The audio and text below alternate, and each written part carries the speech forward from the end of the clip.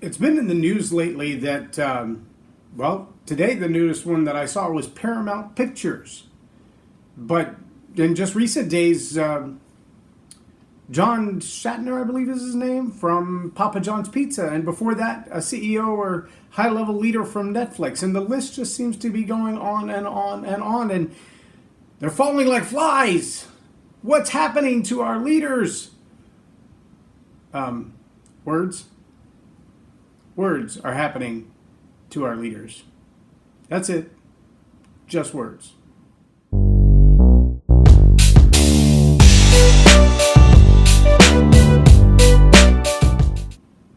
I'm J Loren Norris with Leading Leaders Podcast, and I need you to understand that just words are not just words.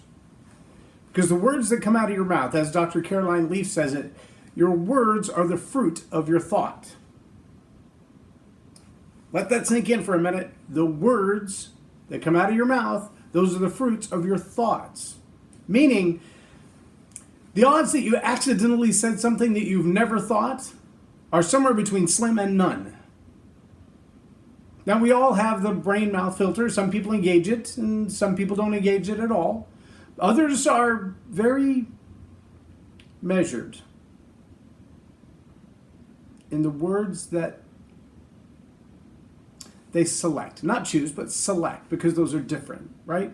They're very meticulous in the words that come out of their mouth. They want to make sure that they don't express anything to you that might be, questionable. They want to use just the right words, even if the word they use is so big. It's like a $900 word, and only like 12 people in the world know what that word means. But that word takes like 3 pages of the dictionary to define. So if you know what that word means, they've just said a whole lot of stuff with one word. Sometimes when I'm coaching clients or I've been asked to evaluate a speech, the only word I can come up with for their speech is pedantic. That was very pedantic. Ironically, the majority of people who hear me say that about their presentation take that as a great honor. You look it up. So the idea that people would be losing their jobs as leaders, losing their authority, losing their position, losing their influence over the words that come out of their mouth, well, that should scare you for 2 reasons. Number one, because we have to ask ourselves, how did they rise to that level of leadership with that type of thought process?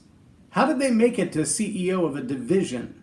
How did they make it to founder of a company that has global influence? How did that happen? If the thoughts inside their head are so corrupt, so wrong, so offensive to the rest of the world that they shouldn't have their job? Or is there really something else afoot? Now, I can't answer that question. Obviously, someone was offended by the words that were said, or there never would have been a brouhaha, right? Or was it really that the words they said were easy enough to be a target because I don't like them for some other reason? I don't like their wealth. I don't like their influence. I don't like the way they think. I don't like what they've accomplished. And so as you go through that process, you have to ask that question, why do those words matter now? Have they not always been in the thoughts of? Words are the fruits of your thoughts. Have they not always been in the thoughts of that individual? And if so, why only now are they important, not over the last 2, 5, 20, or 25 years?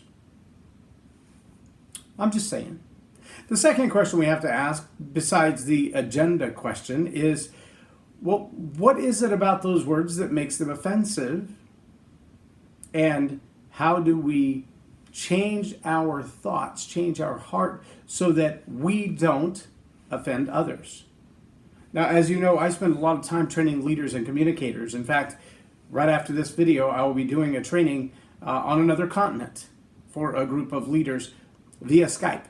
Pretty excited about that. I think it's going to be a lot of fun. It'll be my first time doing it that way, so I'm really anxious to see how it works out. But I can tell you that in training leaders and communicators, it's amazing how often in the confines of the coaching session, we can really get to the heart of the matter of what someone's thinking and feeling about a certain situation, or a certain environment, or even a certain other person. But it's when you put them in the public under pressure When you squeeze an orange, that orange juice comes out. When you squeeze a pineapple, that pineapple juice comes out. You'll never squeeze a pineapple and get orange juice, or an orange and get pineapple juice, or either one of them and get ketchup. Why? Because it's not in there. But see, when it's a closed environment and it's easy to understand and have that private conversation, you don't really think about what comes out when you're under pressure. Then you get there in the public, on the town hall meeting, on the video, in front of the press. And suddenly you're under pressure like you've never been under before. And what happens? We all revert back to our subconscious mind. And we say and we do things that have been habits in our life for a long, long time. And if we're not well trained, then when we're squeezed and under pressure, what comes out is what we really think, not what we had a chance to moderate. As leaders, I want to encourage you to understand that your relationship to the people around you, to the media, to your employees, to your staff, to your team, will be best seen by insiders and outsiders through the words that you say.